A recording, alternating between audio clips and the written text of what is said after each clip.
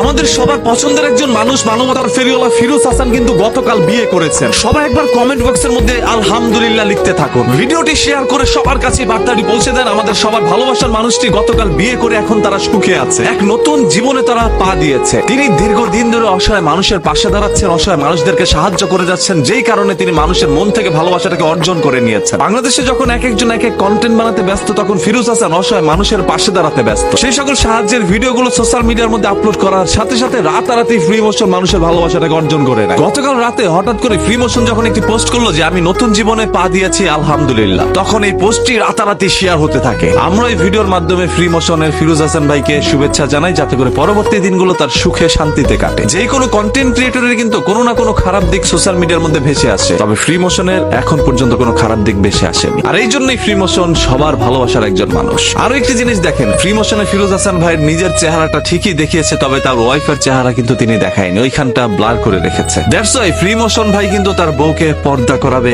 এটাই বোঝা যাচ্ছে। এই জন্য আমার কাছে আরো বেশি ভালো লেগেছে। আমি মনে করি এই জন্য আপনাদের প্রত্যেকের কাছে ভালো লেগেছে। আবারও বলছি, ভিডিওটা শেয়ার করে দেন এবং তার কাছ থেকে কিছু শিক্ষা গ্রহণ করুন। বিয়ের দিন বউকে নিয়ে নাচানাচি না করে বউকে একটু ঘুমটার আড়ালে রাখুন। অতীতে মেয়ে কি করেছে না করেছে সেটা ভাই পরের কথা, তবে আজকে থেকে পর্দা করানো শেখান। এটা পর্দা করানো আপনার দায়িত্ব। আজকে আপনার বউকে যদি আপনি পর্দার মধ্যে রাখেন, হাসরের ময়দানে এই জন্য আপনি একটা পুরস্কার